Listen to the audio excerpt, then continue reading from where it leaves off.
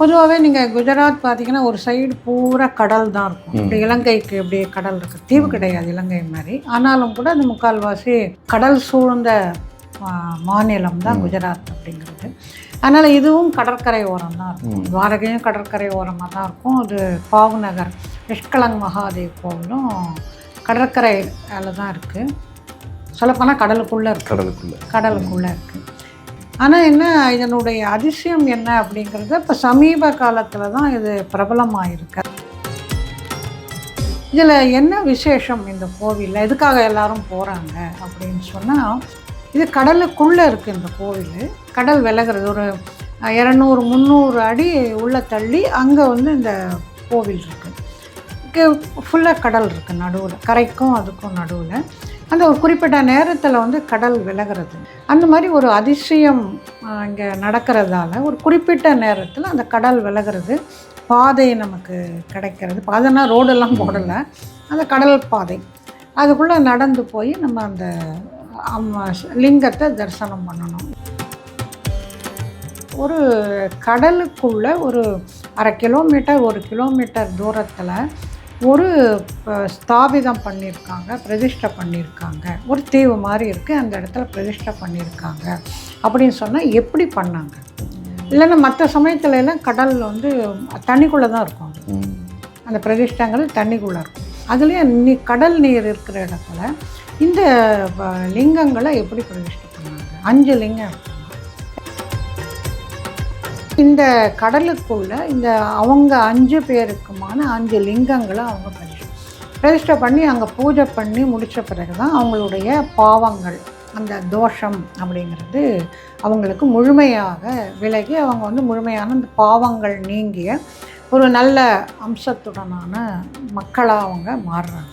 அதனால் அவங்களுடைய முழுமையான பாவத்தை, பாண்டவர்களுடைய அந்த முழுமையான பாவத்தை நீக்கிய, அந்த களங்கத்தை நீக்கிய மகாதேவர் நிஷ்கலங் மகாதேவர். நிறைய பிரார்த்தனைகளும் அங்கே போய் பிரார்த்தனை பண்ணிக்கிட்டேன். ஒரு அதிசயமான ஒரு அமைப்பு, அதிசயமான ஒரு சக்தி நிலை அப்படிங்கிறது அங்கே இருக்குது.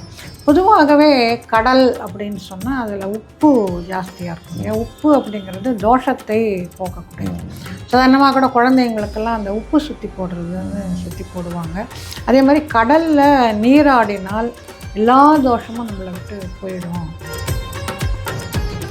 மஞ்சுளா ரமேஷ் அவர்களுடன் மே 11 முதல் 15 வரை ஹரித்வார் மற்றும் ரிஷிகேஷ் 5 நாட்கள் பக்தி யாத்திரை. சக்தி பீட நாயகியான தாரி தேவி தரிசனம், ஆதிபத்ரி, ரிஷிகேஷில் யுகம் கண்ட கஷேத்திரங்கள் தரிசனம். இந்த ஆன்மீக யாத்திரையில் பங்கேற்க தொடர்புக்கு 9443766136.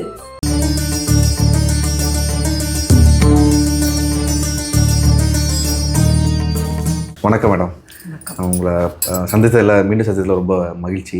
இந்த கோயில் கண்டிப்பாக உங்கள்கிட்ட இருந்து கேட்டு தெரிஞ்சுக்கன்னு எனக்கு ரொம்ப ஆர்வம். அதனால தான் இன்றைக்கி நம்ம இந்த எபிசோடே நம்ம இன்னைக்கு நிஷ்கலங் மகாதேவ், குஜராத்தில் இருக்கக்கூடிய நிஷ்கலங் மகாதேவ், நீங்கள் சென்று வந்த அனுபவங்கள் உங்கள்கிட்ட இருந்து நான் தெரிஞ்சுக்கணும். அதை நான் இனிமேல் போகிறதுக்கு எனக்கு ரொம்ப யூஸ்ஃபுல்லாக இருக்கும். நீங்கள் சொல்லும்போது எனக்கு அந்த இடத்துக்கு போயிட்டு வர மாதிரி அனுபவங்கள் நான் இந்த கோயிலே இருக்கும்னு நான் கண்டிப்பாக எதிர்பார்க்குறேன். உங்களோட அனுபவங்களை பற்றி அந்த கோயிலில் கொஞ்சம் சொல்லுங்கள். இந்த பஞ்சத்வாரகா அந்த யாத்திரை போகும் பொழுது எல்லாருமே அப்போ தான் அதையும் சேர்த்து போவாங்க. 5 துவாரகை கோயில்கள் இருக்குது குஜராத்தில். அதனோட சேர்த்து இதுவும் இந்த பாவ்நகர்னு குஜராத்தில் இருக்கிற பாவ்நகர், அந்த பாவ்நகரில் இருக்கிறது தான் இந்த நிஷ்கலங் மகாதேவ் கோவில்கள். பொதுவாகவே நீங்கள் குஜராத் பார்த்தீங்கன்னா ஒரு சைடு பூரா கடல் தான் இருக்கும். இப்படி இலங்கைக்கு இப்படி கடல் இருக்குது, தீவு கிடையாது இலங்கை மாதிரி. ஆனாலும் கூட அந்த முக்கால்வாசி கடல் சூழ்ந்த மாநிலம் தான் குஜராத் அப்படிங்கிறது. அதனால் இதுவும் கடற்கரை ஓரம் தான் இருக்கும். துவாரகையும் கடற்கரை ஓரமாக தான் இருக்கும். அது பாவ்நகர் நிஷ்கலங் மகாதேவ் கோவிலும் கடற்கரையில் தான் இருக்குது. சொல்லப்போனால் கடலுக்குள்ளே இருக்குது. கடலுக்குள்ளே இருக்குது. இதை பாண்டவர் காலத்திய கோவில். ஆனால் என்ன இதனுடைய அதிசயம் என்ன அப்படிங்கிறது இப்போ சமீப காலத்தில் தான் இது பிரபலமாயிருக்கு. அதுக்கு முன்னாடி அவ்வளோ தூரம் யாருக்கும் தெரியல. இப்போ நிறைய பேர் போய் நிறைய சினிமா பிரபலங்களும் இப்போ அங்கே படையெடுக்க ஆரம்பிச்சிருக்காங்க, நிறைய போக ஆரம்பிச்சிருக்காங்க. சமீபத்தில் ரொம்ப பிரபலம் ஆயிடுச்சு. இதில் என்ன விசேஷம் இந்த கோவிலில், எதுக்காக எல்லாரும் போகிறாங்க அப்படின்னு சொன்னால், ஒரு குறிப்பிட்ட நேரத்தில் அந்த கடல் விலகுது. இது கடலுக்குள்ளே இருக்குது இந்த கோவில். கடல் விலகிறது ஒரு 200 300 அடி உள்ளே தள்ளி அங்கே வந்து இந்த கோவில் இருக்குது. ஃபுல்லாக கடல் இருக்குது நடுவில், கரைக்கும் அதுக்கும் நடுவில். அந்த ஒரு குறிப்பிட்ட நேரத்தில் வந்து கடல் விலகிறது. அது ஆக்சுவலாக நாங்களே ஒரு பார்த்தோம். நாங்கள் போகும்பொழுது என்ன ஆச்சு அப்படின்னா, கொஞ்சம் ஓரளவுக்கு தண்ணி இருந்தது. அந்த தண்ணிக்குள்ளே தான் நாங்கள் நடந்து போனோம். கொஞ்சம் கால் பாதம் முழுகிற மாதிரி இருந்து அதுக்குள்ளே நாங்கள் போக போக போக பார்த்தா அப்படியே அது விலகி விலகி விலகி ஒன்றுமே இல்லை. அந்த மணல் நல்லா தெரியுறது. அதுக்கப்புறம் நாங்கள் ஈஸியாக நாங்கள் அதுக்குள்ளே போயிட்டோம். அந்த மாதிரி ஒரு அதிசயம் இங்கே நடக்கிறதால ஒரு குறிப்பிட்ட நேரத்தில் அந்த கடல் விலகிறது, பாதை நமக்கு கிடைக்கிறது. பாதைனா ரோடெல்லாம் போடலை, அந்த கடல் பாதை. அதுக்குள்ளே நடந்து போய் நம்ம அந்த லிங்கத்தை தரிசனம் பண்ணணும். இதுதான் இது என்ன அடிப்படையில் அப்படின்னு சொன்னால், அந்த அமாவாசை பௌர்ணமி அதை அவங்க பேஸ் பண்ணி, அவங்க இல்லை சுவாமி பேஸ் பண்ணி அந்த ஒரு அதுக்கு அந்த திதிக்கு தகுந்த மாதிரி ஒரு குறிப்பிட்ட கொஞ்சம் நேரம், சில மணி நேரங்கள் வந்து அந்த கடல் விலகுறது. இப்போ ஒரு நாள் இன்றைக்கு அந்த அமாவாசை அன்னைக்கு இந்த நேரத்தில் விலகுச்சு அப்படின்னா, அப்புறம் கொஞ்சம் மறுநாள் வந்து சில அந்த நிமிடங்கள் கழித்து அப்புறம் விலகும். அந்த மாதிரி ஒரு நிலையில் அட்டவணை போட்ட மாதிரி அது வந்து விலகிறது. பௌர்ணமிக்கும் அப்படி தான், அது அமாவாசைக்கும் அப்படி தான். அந்த மாதிரி அது விலகிறது. அந்த நேரத்தில் நம்ம எல்லோரும் போய் அங்கே தரிசனம் பண்ணலாம். இது எப்படி வந்து சாத்தியம், எப்படி இந்த மாதிரி நடக்கிறது அப்படிங்கிறதே ஒரு தெரியல. அந்த இடத்துல மட்டும் அந்த மாதிரி நடக்கிறது. அங்கே கோவில்னு ஒன்றும் கிடையாது. இது தினசரியே இந்த நிகழ்வு நடந்துக்கிட்டே தினசரி நடக்கும். அந்த கோவிலுக்கு போகணும்னு விரும்புகிறவங்க என்ன பண்ணணும் அப்படின்னா, நிஷ்கலங் மகாதேவ் அந்த தர்ஷன டைம் அப்படின்னு சொல்லிட்டு நம்ம கூகுளில் போட்டோம் அப்படின்னா, அவங்க அது ஒரு அட்டவணையே போட்டு வச்சுருக்காங்க. நிறைய பேர் அவங்க அந்த மாதிரி ஒரு சர்வீஸாக பண்ணியிருக்காங்க. இந்த குறிப்பிட்ட நேரத்தில் இந்த அமாவாசை அன்னைக்கு இவ்வளோ நேரம் வந்து கடல் விலகி இருக்கும், மறுநாள் இவ்வளோ நாள் அப்படிங்கிற மாதிரி இருக்கும். நாம் அங்கே போகணும் அப்படின்னு சொன்னால் அந்த அட்டவணையை பார்த்துக்கணும். அது பார்த்துக்கிட்டு அதுக்கு தகுந்த மாதிரி நம்முடைய அந்த யாத்திரை நேரத்தை டைமை நம்ம ப்ரோக்ராம் பண்ணிவிட்டு போனோம் அப்படின்னா நம்ம அங்கே போயிடலாம். ஒரு 1/2 கிலோமீட்டர் இருக்கும்னு வச்சுக்கோங்களேன். அப்போ நாங்கள் அங்கே இப்போ என்ன பண்ணிட்டாங்கன்னா, கொஞ்சம் எல்லாம் பிரபலம் ஆக ஆக இந்த பொதுவாக இந்த தள்ளு வண்டியில் அந்த இதெல்லாம் விற்பாங்க இல்லையா, பொரிக்கடலாம் எல்லாம் விற்பாங்க இல்லையா, அந்த மாதிரியான தள்ளு வண்டி அவங்க என்ன வச்சுருக்காங்க அப்படின்னா, அந்த கடல் கரையில் வச்சுருப்பாங்க. நிறைய பேருக்கு அவ்வளோ 1/2 கிலோமீட்டர்லாம் நடக்க முடியாது. இன்னொன்று சேரும் சகதியமாக இருக்கும், வயசானவங்கள்லாம் இருப்பாங்க. அப்படிங்கிறப்ப அவங்க என்ன பண்ணுறாங்க அப்படின்னு சொன்னால், அந்த தள்ளு வண்டியில் அதில் ஏறி உட்காந்துட்டா இவங்க அப்படியே தள்ளி கொண்டு போய் அந்த கோவில் இதுக்கிட்ட விட்டுடுறாங்க, அந்த இடத்துக்கிட்ட விட்டுடுறாங்க. அந்த மாதிரி எங்களோட வந்தவங்களும் ஒரு 4-5 பேர். அது ஒரு மாதிரி ஜாலியாகவும் இருந்தது அந்த தள்ளுவண்டியில் போகிறது அப்படிங்கிறது. இன்னும் கொஞ்ச நாள் போச்சுன்னா இதுவே இன்னும் கூட மாறும். அப்போ ஜீப் கொண்டு வந்துடுவாங்க. இப்போ தான் அது கொஞ்சம் பிரபலமாக இருக்கிறதால இப்போதைக்கு அந்த வியாபாரம் அப்படிங்கிறது இப்போ நடந்துட்டுருக்கு. அந்த கோயிலுக்கு போகணும் அப்படின்னு சொன்னால் அந்த அட்டவணையை பார்த்துக்கிட்டு அதுக்கு தகுந்த மாதிரி நம்ம பிளான் பண்ணிவிட்டு அந்த தரிசனத்துக்கு போகலாம். நம்முடைய நாட்டில் இந்த கோவில்கள், சுவாமி தரிசனம் அப்படிங்கிறது எல்லாமே ஒரு ஆச்சரியமாக, அதிசயமாக அப்படி தான் இருக்குது. நிறைய கோவில்கள் இது எப்படி பண்ணாங்க அப்படிங்கிறதே தெரியாத விதமாக இருக்குது. அதுக்கு தஞ்சாவூர் அந்த மேலே இருக்கின்ற கலசம் வந்து நிழலே விழறது கிடையாது. அவ்வளவு டன் எடையுள்ள அவ்வளோ பெரிய ஒரே கல்லை எப்படி மேலே கொண்டு போனாங்க, இப்படியெல்லாம் நிறைய அதிசயங்கள் இருக்குல்ல நிறைய கோவில்களில்.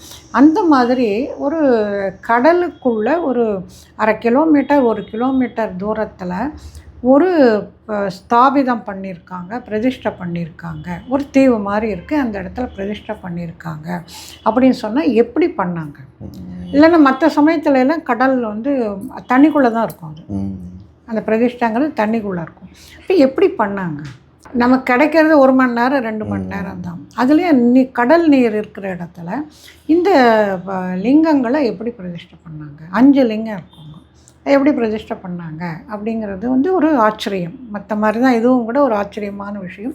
அங்கே எப்படி அந்த மாதிரியான கோவில் அமைப்பெல்லாம் ஒன்றுமே கிடையாது. ஒரு சின்ன திட்டு மாதிரி இருக்குது. ஒரு ஒரு 1/2 கிலோமீட்டர் 3/4 கிலோமீட்டர் தள்ளி நம்ம கடலுக்குள்ளே ஒரு திட்டு மாதிரி இருக்குது. அந்த திட்டில் வந்து 5 லிங்கங்கள் 5 நந்தியை பிரதிஷ்டை பண்ணியிருக்காங்க.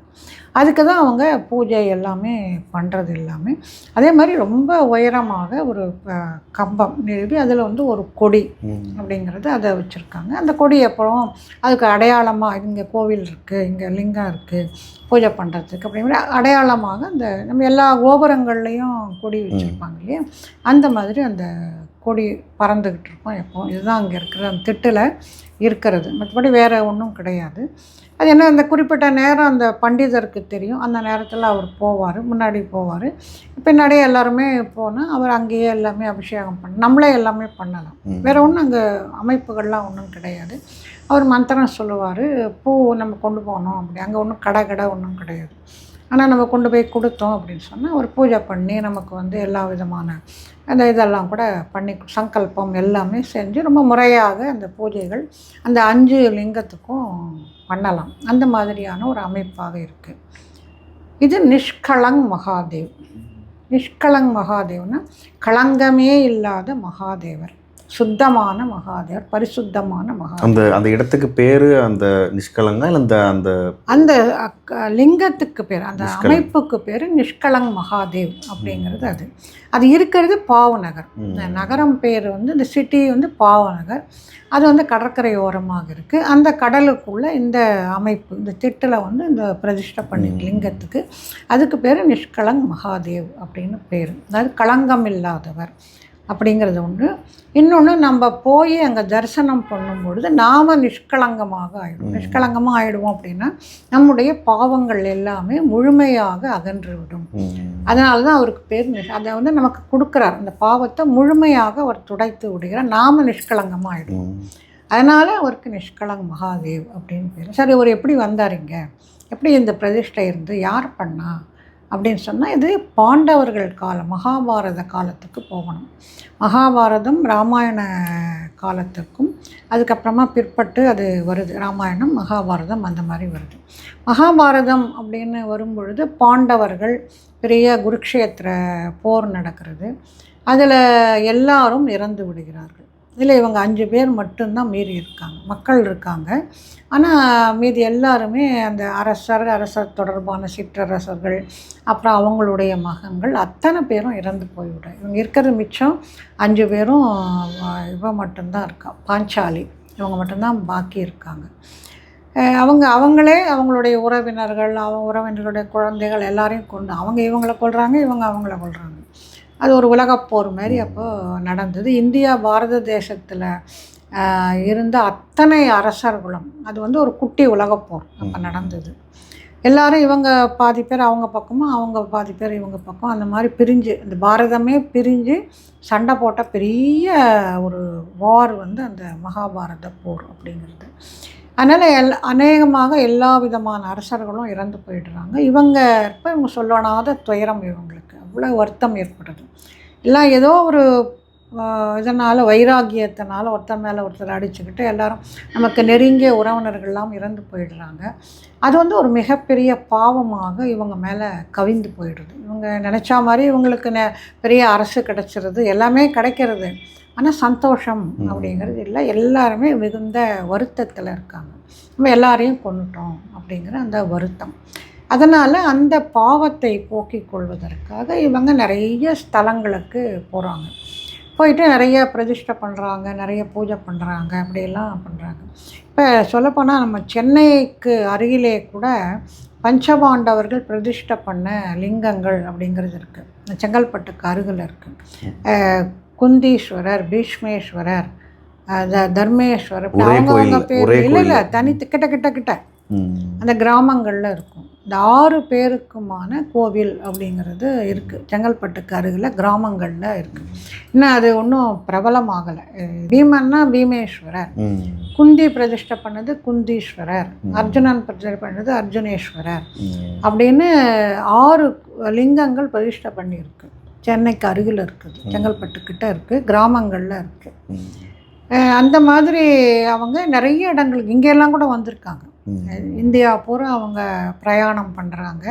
நிறைய மன சாந்திக்காக நிறைய அங்கங்கே பரிகாரங்கள் பண்ணுறாங்க. எல்லாம் பண்ணி முடிச்சுட்டு கடைசியாக இந்த இடத்துக்கு வராங்க. இந்த பாவு நகருக்கு அவங்க வராங்க. வந்துட்டு இந்த கடலுக்குள்ளே இந்த அவங்க 5 பேருக்குமான 5 லிங்கங்களை அவங்க பிரதிஷ்டை பண்ணுறாங்க. பிரதிஷ்டை பண்ணி அங்கே பூஜை பண்ணி முடித்த பிறகு தான் அவங்களுடைய பாவங்கள், அந்த தோஷம் அப்படிங்கிறது அவங்களுக்கு முழுமையாக விலகி அவங்க வந்து முழுமையான அந்த பாவங்கள் நீங்கிய ஒரு நல்ல அம்சத்துடனான மக்களாக அவங்க மாறுறாங்க. அதனால் அவங்களுடைய முழுமையான பாவத்தை, பாண்டவர்களுடைய அந்த முழுமையான பாவத்தை நீக்கிய, அந்த களங்கத்தை நீக்கிய மகாதேவர் வந்து நிஷ்கலங் மகாதேவர். அதனால் அவங்க பிரதிஷ்டை பண்ண கோவில், அந்த கோவில் இல்லை, அந்த பிரதிஷ்டை பண்ண இடம் அந்த இடம். ஆனால் ஏனோ அவங்க வந்து கோவிலெல்லாம் கட்டவே முடியாது, அது ஒரு திட்டு, அது அவ்வளோதான். அந்த திட்டில் இந்த பிரதிஷ்டை பண்ணி அவங்க மனசாந்தி அடைந்தார்கள் அப்படின்னு அந்த ஸ்தல வரலாறில் அவங்க சொல்கிறாங்க. அதுக்கப்புறமா அவங்க திருப்பியும் போகிறாங்க, அங்கே ஆட்சி செய்கிறாங்க. அதுக்கப்புறமா இமயமலைக்கு போகிறாங்க அப்படிங்கிறது அவங்களுடைய கதை. இந்த பாவு நகரில் இந்த கோவில் அப்படிங்கிறது ரொம்ப காலம் வந்து யாருக்கும் தெரியாமையே இருந்திருக்கு. அது என்ன அப்படின்னா, அந்த இது விலகிறது, கடல் விலகிறது, விலகி நம்ம போனோம்னா அந்த திட்டில் இருந்த தண்ணியும் ஒடிஞ்சிருக்கும். அதனால் அந்த சமயத்தில் தான் நம்ம இந்த லிங்கங்களை எல்லாம் பார்க்க முடியும். மற்ற நேரத்தில் கடல் மூடின உடனேயே அந்த திட்டும் மூடிடுறது, உள்ளே இருக்கிற லிங்கங்கள் தெரியாது. ஆனால் இவங்க அந்த கொடி வச்சுருக்காங்க இல்லையா, அந்த கொடி வந்து அப்படியே தான் இருக்கும். எவ்வளவு பெரிய அங்கே இது மாதிரி வந்தாலும் கூட எதுவுமே அந்த தண்ணியெல்லாம் உயரும், தண்ணி மட்டம் எப்போவுமே கடல் மட்டம் உயரும் தாழும், அந்த மாதிரியான ஒரு இயற்கை சூழ்நிலை இருக்கும். ஆனால் இங்கே மட்டும் அந்த கொடி வந்து எந்த விதமான ஒரு இதுவுமே ஆகாமல், சேதமே ஆகலை அப்படின்னு சொல்கிறாங்க. அதே மாதிரி வந்து குஜராத்தில் ஒரு மிகப்பெரிய பூகம்பம் வந்தது ஒரு 20 வருஷத்துக்கு முன்னாடி. இன்னும் நிறைய பேர் 40,000-50,000 பேரெல்லாம் இறந்து போனாங்க. அப்போவும் கூட அந்த கொடி வந்து ஒன்றுமே ஆகலை, இந்த இடமும் ஒன்றுமே ஆகலை, அப்படியே இருந்தது. எந்த விதமான ஒரு சேதாரமும் இல்லாமல் அப்படி அது என்றைக்கு இவங்க கண்டுபிடிச்சி எப்போலேருந்து பார்த்துக்கிட்டு வராங்களோ இன்றைக்கு வரைக்கும் அந்த இடம்ங்கிறது அது அப்படியே ஒரு நிலையான ஒரு தன்மையோடு இருக்குது அப்படின்னு சொல்கிறாங்க. அது கட்டினது இதெல்லாமே அதிசயமாக இருக்குது. அப்புறமா இந்த மாதிரி ஒரு அதிசயமாக இருக்கிறதால இப்போ நிறைய பேர், இப்போ தான் யூடியூப் அது இதுன்னு இருக்கிறதால எல்லோரும் பார்த்துட்டு அதை போய் பார்க்கணும் அப்படிங்கிற மாதிரி போகிறாங்க வராங்க. அது மாதிரி நிறைய பிரார்த்தனைகளும் அங்கே போய் பிரார்த்தனை பண்ணிக்கிட்டேன். ஒரு அதிசயமான ஒரு அமைப்பு, அதிசயமான ஒரு சக்தி நிலை அப்படிங்கிறது அங்கே இருக்குது. பொதுவாகவே கடல் அப்படின்னு சொன்னால் அதில் உப்பு ஜாஸ்தியாக இருக்கும். ஏன் உப்பு அப்படிங்கிறது தோஷத்தை போக்கக்கூடியது. சாதாரணமாக கூட குழந்தைங்களுக்கெல்லாம் அந்த உப்பு சுற்றி போடுறதுன்னு சுற்றி போடுவாங்க. அதே மாதிரி கடலில் நீராடினால் எல்லா தோஷமும் நம்மளை விட்டு போயிடும் அப்படின்னு சொல்லிட்டு பொதுவாக சொல்லுவாங்க. அது காரணம் அந்த உப்புத்தன்மை அப்படிங்கிறது. அதனால் இந்த இடத்துலேயும் அந்த சுற்றிலும் கடல் தான் இருக்குது, கடலுக்குள்ளே தான் அவங்க இருக்காங்க. மக்களுக்கு தரிசனம் கொடுக்கறதுக்கோசரம் கொஞ்சம் நேரம் அவங்க ஒரு 1.5-2 மணி நேரம் அவங்க வந்து காட்சி கொடுக்குறாங்க, திருப்பியும் கடலுக்குள்ளேயே போயிடுறாங்க. அப்போ அங்கே இருக்கிற அந்த சக்தி நிலை அப்படிங்கிறது ஒரு மிக உயர்ந்த நிலையில் அங்கே நிச்சயமாக அந்த எனர்ஜி அப்படிங்கிறது இருக்கணும். அதனால தான் இப்போ போகிறவங்க போய் அந்த மாதிரி அவங்க வந்து பிரார்த்தனை பண்ணிக்கும் பொழுது அவங்கள ரொம்ப சுலபமாக அவங்களுக்கு அந்த பிரார்த்தனைகள் நிறைவேறுது அப்படின்ட்டு சொல்கிறாங்க. அங்கே இருக்கிறவங்களும் சொல்கிறாங்க, பேசிக்கிறாங்க. அதனால் அந்த ஒரு நிலையிலேயும் இப்போ அது வந்து ரொம்ப ஒரு பிரபலமாகிட்டே வருது. நம்ம போய் அங்கே நம்ம கையாலே பூஜைகளும் செய்யலாம், அது நம்மளே செய்யலாம். அங்கே யாரும் கிடையாது, அந்த பண்டிதர் இருப்பார், அவர் மந்திரங்கள் சொல்கிறாரு. நம்மளே வந்து அபிஷேகம் பண்ணலாம், நம்மளே பூஜை பண்ணலாம். இல்லை எல்லாம் தரையில் தான் இருக்கும், தரையில் பெரிய இடத்துல தரைகளில் தான் அந்த லிங்கங்கள்லாம் இருக்குது. ஆனால் நம்மளே எல்லாமே செய்யலாம். அவர் வந்து ஒரு லிங்கத்துக்கு பக்கத்தில் தான் இருப்பார், ஆனால் மற்ற லிங்கங்களுக்கு நம்மளே கூட செய்யலாம். அவர் சுற்றி சுற்றி வருவார், நாமளே எல்லாம் என்ன வித இது வேணாலும் செய்யலாம். அழகாக நிறைய பேர் அங்கே வந்துட்டு ருத்ரம் சமகம்லாம் சொல்கிறது, அந்த மாதிரிலாம் ரொம்ப நல்லா இருக்குது. அங்கே போகும்போது அந்த ஒரு ஆன்மீக சூழ்நிலை அப்படிங்கிறது இப்போ கொஞ்சம் நல்லா வளர்ந்துக்கிட்டே வருது. அந்த மாதிரி இருக்கிற அமைப்பு, நான் சொன்ன அந்த எனர்ஜி லெவல் அமைப்புங்கிறது ரொம்ப ஒரு அதிசயமான ஒரு அபூர்வமானது அப்படின்னு சொல்லலாம். இல்லை அந்த மாதிரி போய் நம்மளுடைய தோஷங்களை நிவர்த்தி பண்ணிக்கணும், பிரார்த்தனைகளை நிறைவேற்றி கொள்ளணும் அப்படின்னு சொன்னால் அந்த கோவிலுக்கு போனால் ரொம்ப போகிறதெல்லாம் ரொம்ப ஒரு கடினம் ஒன்றும் கிடையாது. ட்ரெயின் இருக்குது, அதே மாதிரி அகமதாபாத்துக்கு ஃப்ளைட் இருக்குது, அங்கேருந்து போகலாம் வரலாம். ஆனால் என்னென்னா இன்னும் அந்த அளவிற்கு விரிவாக ஆகலை. கொஞ்ச நாளில் இன்னும் ஒரு 5 வருஷத்தில் எல்லா விதமான வசதிகளோடு வந்துடும். இப்போதைக்கு ஒரு பெரிய வசதி அப்படிங்கிறது இல்லை.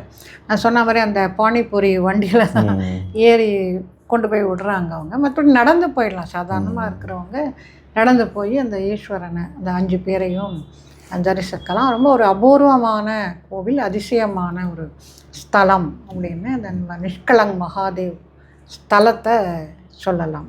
நீங்களும் போகலாம். கண்டிப்பாக நம்மளோட நேயர்களுக்குமே இந்த மாதிரியான கோயில்கள் வந்து நம்ம சேனலில் இப்போ இதுதான் ஃபஸ்ட் டைமாக நம்ம பண்ணுறோம். இந்த மாதிரி கோயில் வந்து யாருக்குமே பொதுவாக கேள்விப்பட்டிருக்க மாட்டாங்க. நம்ம தான் இது வெளியே கொண்டு வந்து நிறைய விஷயங்கள் இதை பற்றி நம்ம பேசிகிட்டு இருக்கோம். ரொம்ப அற்புதமாக. ஆனால் போகிற விரும்புகிறவங்க நான் சொன்ன மாதிரி அந்த கூகுளில் போயிட்டு அந்த இதை பார்க்கணும், டைமிங்ஸை பார்த்துட்டு கரெக்டாக அதுக்கு தகுந்த மாதிரி அவங்க போனாங்க அப்படின்னா, இல்லைன்னா நம்ம அதுக்குள்ளே போக முடியாது, கடல் ஆழம் இருக்கும். அதனால் அதை பார்த்துட்டு அவங்க போகிறதுங்கிறது நல்லது. அப்போ டெய்லி பூஜைன்றதுமே அந்த அந்த அந்த அவர் அந்த டைம் தான் வருவார், அவரும் அப்போ தான் வருவார். இல்லைன்னா அவர் எப்படி போக முடியும்?